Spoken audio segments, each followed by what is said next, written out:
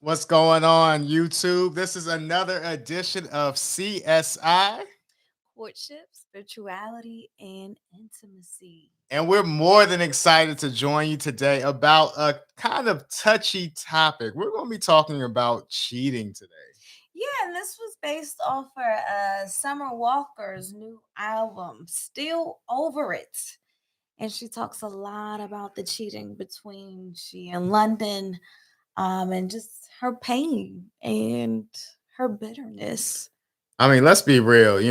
Whether you've been cheated on or you've actually been the one that's doing the cheating, there's a lot of hurt and pain that revolves around relationships that have been where the trust has been broken. And Yeah. so, we're just going to talk a little bit about that, and kind of give some of our input and some of our experiences as it pertains to cheating. And so, why don't you start us off on this topic of cheating?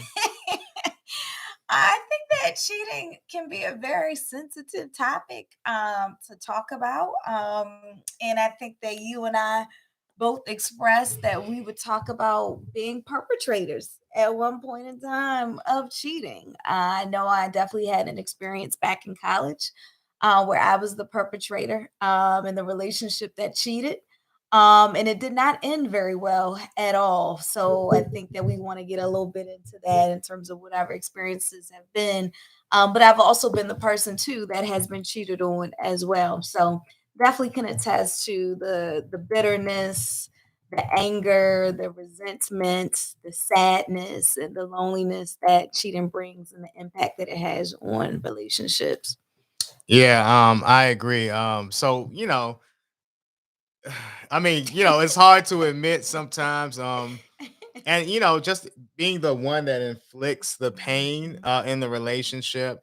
But yeah, I've also been a perpetrator of cheating, and I've also been cheated on, and so I know how kind of both sides feel. And I can tell you that it's not a good feeling at all. But one of the things that I just really want us to kind of break down is what are some of the reasons do we think Mhm. that people cheat? Yeah. Now I can only give my perspective. I can't talk for all men, and Candace can't talk for all women, or vice versa. We can't talk for all people, but we can kind of give some insight on why we believe people cheat. And so, Candace, why do you think? Well, we all know women don't cheat, right?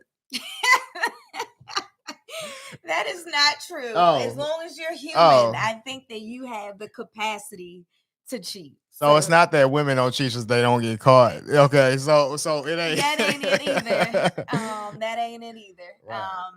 But I think one of the reasons that we were talking about this before is one of the reasons personally for me, didn't feel seen in my relationship. And so putting myself in troubling situations that did allow me to be seen by other men. Now, whether their alternatives were pure or not, this led down the road to cheating. It started by, just being on the phone, sending simple texts. And then it turned into, well, let's be out. Let's go out on Mm. dates together. And, then that turned into the intimacy piece. And it wasn't just the physical intimacy, but it was the emotional intimacy that I was lacking in my relationship. So I think that people can be in relationships and still feel lonely at the same time and not seen, which gets, caused us to go down that road. Sorry about that. Technical difficulties. Keep going. But I mean that's for me is the one of the reasons that I can think about why people cheat. So Yeah. So I mean, why do men cheat? Oh man, there's so many reasons. I think on the surface, a lot of times people believe that men cheat because men are just dogs, or men just can't keep their stuff in their pants, or all these other things that no you hear on commitment. no commitment, scared of commitment. I mean, you hear a lot of these things. But I think there's so many underlying factors that never get brought to the forefront. And so one of the things that I know is, a lot of times, I think it goes back to men and emotional intelligence, right? I think ever since we're young, we're told not to cry. We're told to, suck it up. We're told to basically bottle up our emotions and only show one emotion, which is anger, or no emotion at all, which is stoicism. And I think what happens is it starts to get ingrained in our being, where it's, where we might get our feelings hurt, or we might be sad, or we might be depressed, or, different uh, emotions that kind of come off as weakness. And so when we enter into relationships, we're at a deficit because women are usually, their emotions are usually more readily accepted by society. And so, they have been talking through their emotions, they've been crying, they've been doing different things, over the years. So they get to a certain level of emotional intelligence. But us, a lot of us men, we don't actually get to that level of emotional intelligence. As a matter of fact, I always say that we're kind of in infant stages when we come into relationships. And so that as we enter into this relationship, a lot of times we don't know how to communicate our feelings, right? And so if there's something that, our partner or the person that we're talking to is doing that's, may have hurt our feelings or may have, gotten to the core, we don't really know how to express that. And so what I've seen a lot is that, maybe a man does try to express it, but he expresses it in a raw way, in a way that the woman is not able to receive. And so therefore he gets maybe backlash, or he may get some, maybe defensiveness, or, maybe something that's not conducive to him wanting to continue to express himself. And so what does he do? He keeps those emotions bottled up. He says, okay, in my brain I can't communicate with my lady, and so therefore, let me start, going elsewhere to kind of release this pain. And so I think a lot of guys, they go to other, situationships, for the simple fact that the pain in the relationship with the person that I really, really like is too much. I don't know how to emotionally handle it, how to process it, or even how to communicate it. And so, what I'm going to do is I'm going to alleviate the pain with the drug of another listening ear, another warm body, or somebody else who will give me what I'm looking for, that I'm not getting in my relationship. And I think that's one of the things that we have to be careful about is understanding that we have to get more in tune with our emotions and be able to express it. And also I would, say that women try to work with the men to receive those emotions, because what happens is it goes left, and then men start, moving outside of the relationship to find that comfort and to find that connection. Dang, baby, you wrote like a whole dissertation. I did, I did, I did. I mean, that came from the heart. That came from the heart. And I think, one of the things you talked about is that whole communication piece, how many people are actually communicating what their needs are, right? And so I think when those needs are not communicated, I think that it tends to lead people to engage in behaviors that can be harmful to the relationship. And so I feel like I lacked emotional intelligence in the relationship that I cheated in, which was back in college, and not being able to speak for what I needed at the time. I think there was also some excitement in seeing like what I can get away with. But I think it also had to do with, communication and, being a very tough time in my life and just, not feeling like I had all the support to help me navigate, which wasn't, necessarily my partner's responsibility.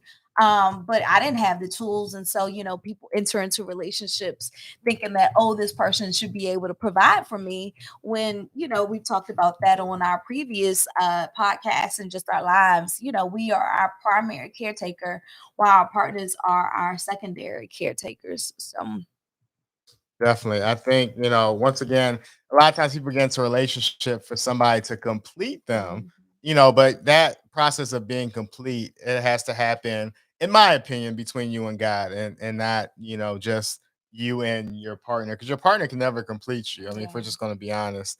I see Kyle came in here. Great points. Also, ego and insecurity, in my opinion, are men's Achilles heel. What do you think about that? I got my feelings on that. What do you think about male ego and insecurity? Because that's a tough one for us men to swallow. Do we have ego? A lot of times we think things are written off as ego and insecurity. What do you think about that?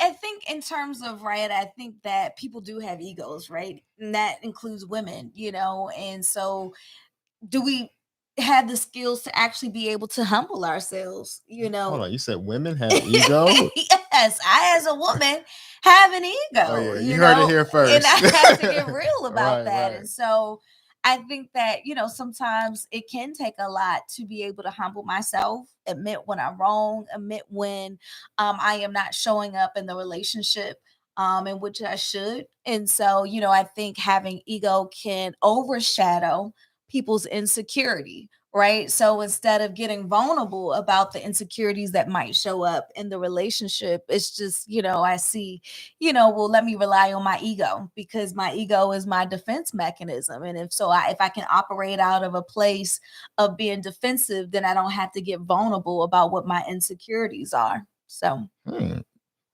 nicely put. I hope that answers your question, Kyle. And I think Kyle, yeah, definitely ego and insecurity.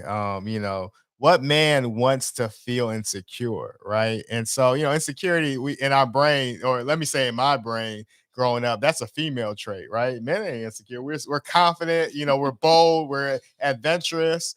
But the fact of the matter is we have lots of insecurities, and that does breed us into, falling into the trap of cheating. And then our ego too. Once again, we might feel pierced by something that our partner does or something that happens in the relationship, and we don't know how to handle it. And so once again, I think we've stressed it in other episodes. Counseling will actually therapy will help you get through some of these things, because honestly, we started this podcast because we wanted you to get insight on our relationship, because we really believe in strong black families. Yeah. Yeah. Let me say it again. Yeah. We believe in strong black families, and because of Healthy. that, Healthy. healthy, Yeah. strong, healthy. Yeah. Sorry, that's important. Strong, healthy black families, and we know that sometimes this cheating and this infidelity that happens within our relationships, it causes this friction between black men and black women, and we want to see us prosper together. And so we want to hear from you. What has your experience been in cheating? Have you ever been cheated on? Have you ever cheated? And tell us why you've cheated. We want to hear it from you in the comments, because we really want to break apart this aspect or this topic of cheating. But I do want to take a pause and just shout out these great hoodies we got on. My hoodie is from the HBCOU. Everybody knows Oakwood University down in Huntsville, Alabama. Shout out to Oakwood and all Do my they? Because Oakwoodites. I First didn't of all, know. don't do us like that. Don't do us like that. We are the greatest HBCU uh, in America. And so, all the other HBCUs, they're great too, right? But they have nothing on Oakwood, because OC has got that. Only my Oakwood people know that. But also we got this great so go ahead and tell about your gear. Delta Sigma Theta Sorority Incorporated. Ooh, to all my sorors out there. I know we just celebrated nationals, but definitely wanted to give a shout out to my beautiful and illustrious sisterhood. Thank you. And so back to cheating. And so one of the things that so what does it feel like to be cheated on? And I think for me, I remember no, I'm not gonna put no names, so don't worry if y'all watching, I'm not gonna throw anybody under the bus. But I remember when I was younger, I did my situation was basically, there's this girl that I really liked, that I was talking to. And one of the things that happened was I had figured that because she was a little friendly with some other dudes, and so I started to ask questions because that insecurity started coming in. It was like, oh, we were talking, but it seems like she wants to talk to other guys. And so, I asked her about it. And she told me, she get upset. She's like, no, da da da. She would, basically she was lying, which I found out later. And so, I really just, kind of just put it on the back burner. I was like, maybe I'm right. Maybe I'm just tripping, right? So long story short, I think it was maybe a couple months later, one of the guys that she had messed around with, we became good friends. And so, we were out just chilling at his house one time. He's like, yo, man, Wale, I gotta tell you something. I was like, what, man? He's like, yeah, man, I done did the dude with Sharice. And I was like, what? I was like, I knew I asked, so I started going on. Like, I asked her, but she, did I say her name? It's okay. Yikes. We gonna edit this one out. So he basically, long story short, he said, We don't got the last I name or know, we ain't got the story. last name.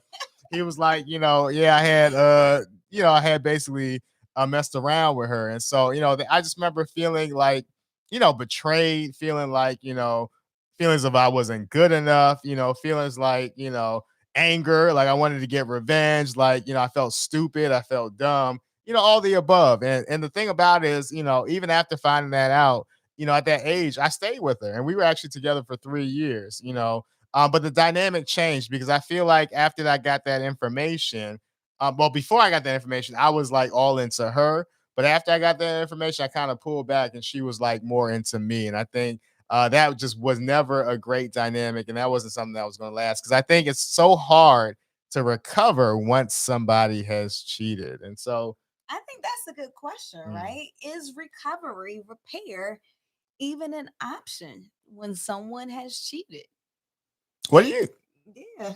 I mean, what do you guys think? We want to hear from you. So, is it possible? Let's say the man that you're talking to, or the woman that you're talking to, the person that you love, the person that you see on a regular basis, the person that you've shared the most intimate parts of you with, they cheat on you. Is it able to repair that relationship? Is it better just to cancel the relationship? Or how have you amended a relationship where the trust has been broken? We want to hear from you. So in the comments, please put what your experience has been and tell us, is it even able to repair a relationship where cheating has been involved? But what do you think when it comes to repair? Can you repair first, and then how do you repair? I think that it is extremely, I will say it's tough to repair. Not saying that it's not doable, but I think that it takes two committed people to being able to repair. So just like I talked about that situation where I cheated in college, my partner at the time ended up cheating on me. And so it became like this tit for tat, situation. And so I realized what it was. I realized that, things would never be the same in the relationship. And so, I just had to take the L, in the relationship and move on because I just knew that there was no repair. And we were young. I wasn't as committed. I kind of actually had the attitude, well, if you want to stay here, then, you just need to forgive me. Just really having no empathy, no compassion. Again, this is young before therapy, Candace talking. Right. And so, and I haven't cheated since then, just because of the impact that that had on the relationship. But I think when you have two committed people really trying to work hard at the repair, I think there's going to have to be a lot of honesty. There's going to have to be a lot of oversharing. I think there's going to have to be a lot of communication. I think there's going to have to be a lot of softening, right? Parts that Mm, usually want to get defensive. Why is this person asking me about this now? And why are they treating me like this? Because there's been trust that's been broken. And mhm. so that takes time, it takes commitment, it takes discomfort. I think it takes talking about things that probably should have been talked about before the cheating occurred. But now it's bringing it to the surface, the things that need to be talked about. So I think it can happen. I've seen it in folks. I just think that it takes a different level of investment or reinvesting in the relationship. Yeah, definitely. My experience. So I talked about my experience when I cheated and my experience, or when I was cheated on. So I also have experiences, plural, when I've cheated. Thank God I know, that ain't the I know, name I of know, I this know, today. and I mean, I can honestly say, yeah, I mean, honestly, like I feel terrible about, some of the things that I've done in the past. And so I remember most recently, somebody I was talking to, they found out basically I was just chilling. I fell asleep and I was supposed to meet up with my homeboy. And she knew the homeboy as well. And so she was looking at my phone to see if he had texted me because I was sleeping. But instead she saw a phone full of text messages that I'm sure that she never really wanted to see. And so I remember, waking up and realizing that she was mad and just kind of feeling terrible. Then we agreed to talk the next day. And when I tell you, man, I was like shaking, bawling, crying, just kind of seeing like the hurt and the pain that I caused. It was a terrible feeling. And I think, I've grown from that because I went to counseling because there was factors there that I kind of talked about before. I felt like I wanted to communicate certain things. I felt like my feelings were hurt in the relationship.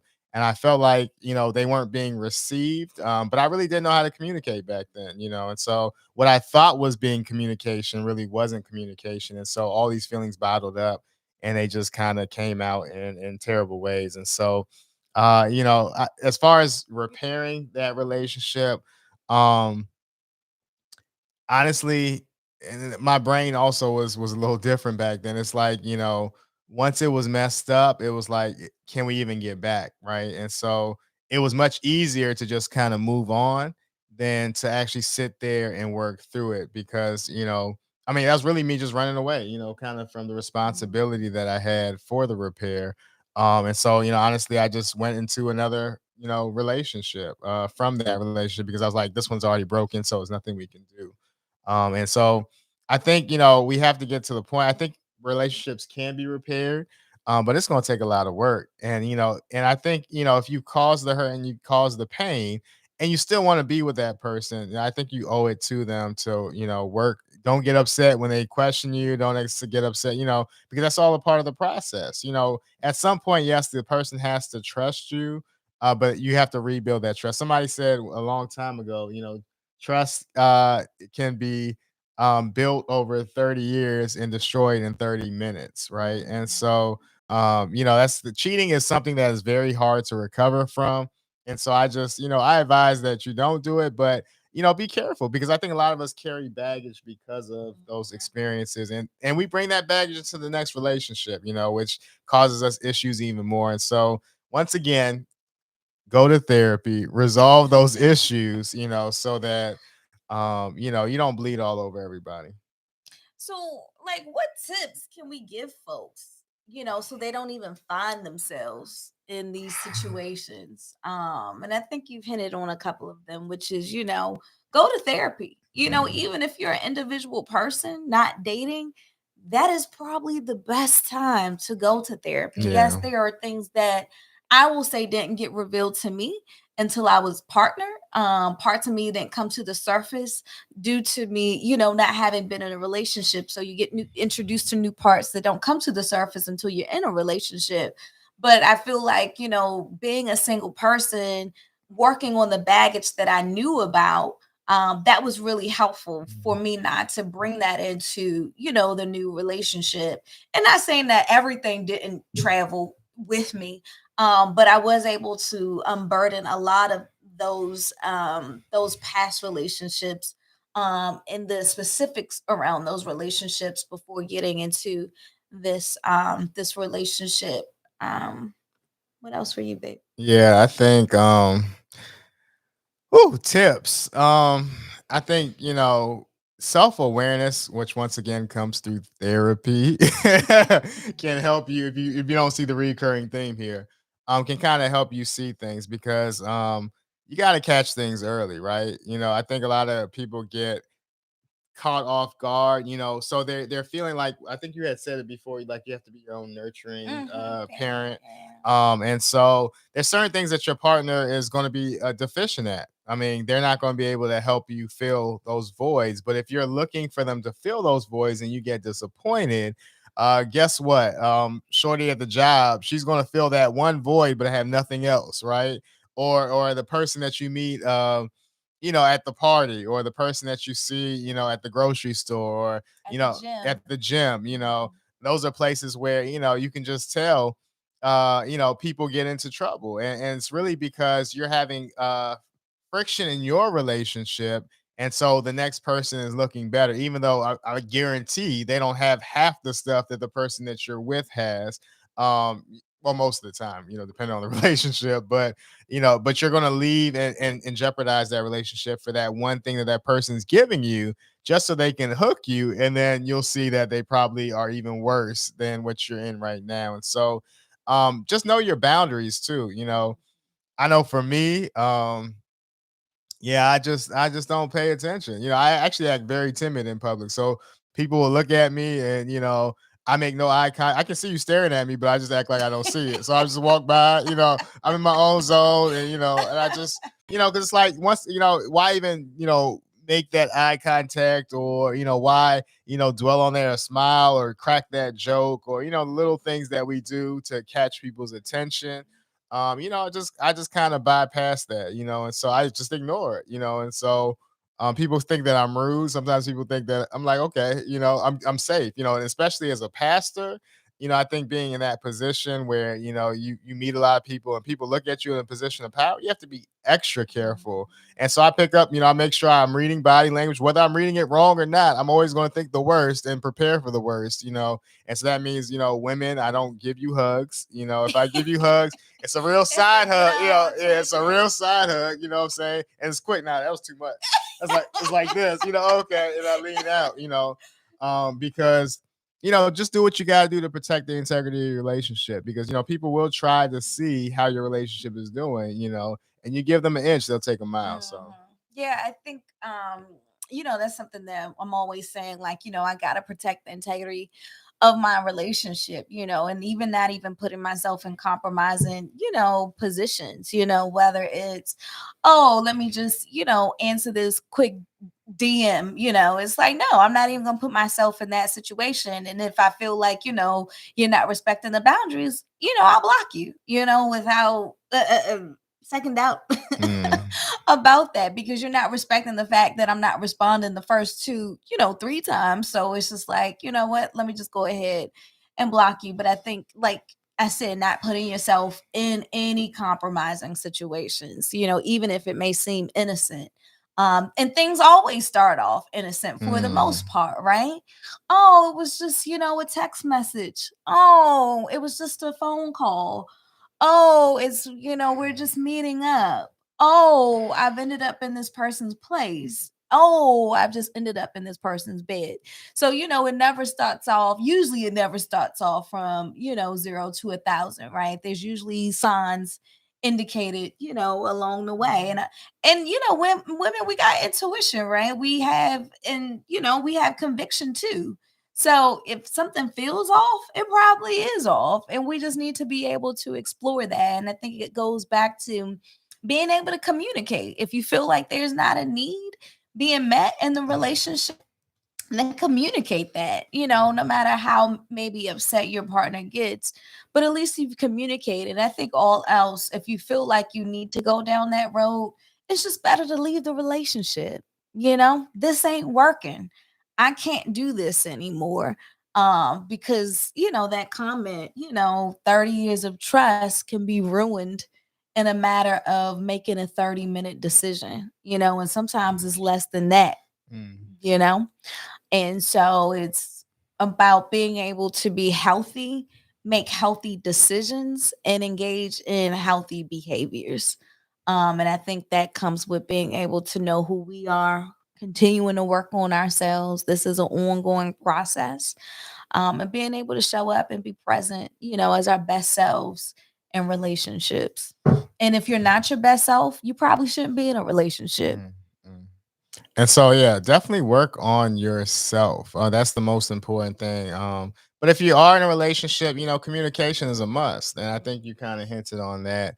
I actually had a great advice. 'Cause I had put a question out on Facebook not too long ago. So shout out to Kimberly Man, Pastor Chaplain Kimberly Man, at the great Oakwood University. Yeah. So anyway, and she had said basically, because I had posed a question that I see, a lot of women, they aren't used to interacting with black men, right? I mean, just to be honest, 80% of black households are single parents, Mhm. and 90% of those single parent homes are single mom homes, right?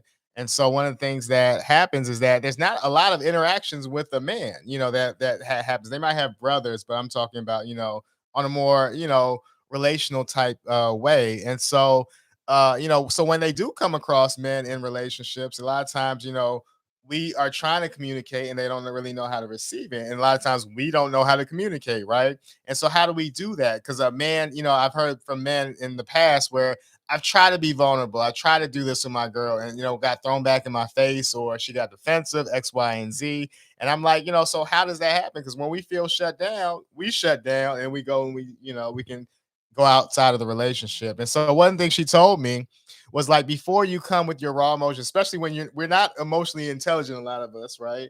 But especially when you're not emotionally intelligent, take your raw emotions, take it to some safe homeboys. Now, I didn't just say any homeboys, some homeboys will lead you astray, but to some safe homeboys and run it by them first, right? Allow them to give you some feedback. And then once you process those thoughts, then bring it to your lady so that maybe she'll be able to process those thoughts better.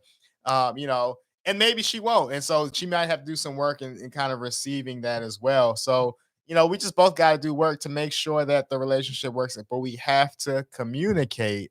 And one of the best ways to learn how to communicate is by going to therapy. Anything else you want to say about this topic of cheating? No, like I said, I think, the impact that it has, it can leave a lot of stains, Mhm. and the cleaning of the residue can be extremely difficult. And so, just trying to give personal experience about what it's been like to be the perpetrator, but also be on the receiving end, Mhm. of the cheating. And I don't think anyone wins, right? And I know people who have died, right? Due to cheating. So it's just not worth it. If you don't, take it from anybody, just listen to us. And like I said, just continue to work on being the better version of yourself. And that comes along with being able to love yourself. Yeah. So And so I just want to, close by saying, womanizing isn't cool. Maleanizing isn't cool. that's not I made even that up. yeah. Yeah, hot girl summer, whatever y'all talk about. That- They weren't talking about cheating. oh, okay. Well, either way, I don't think it helps, our community, and so, we want strong, healthy black relationships. And so that means, learning how to be trustworthy, learning how to, live with integrity, learning how to be faithful. We all have our Honest. honest. Yeah. We all have our past, right? We all have things that influence the way we behave, right? And so we kind of have to work through those things because, we want to make sure that we're not harming each other, but that we're actually edifying and building each other up. And so, once again, this has been another episode of CSI. Courtship, spirituality, and intimacy. My name is Wale Ade, and this is. Candace Oglesby. And we're glad you tuned in with us today on our episode of Cheating. Remember, you can catch new episodes of CSI every Friday at 4 p.m. We'll see you soon. See you soon. Bye bye. Bye.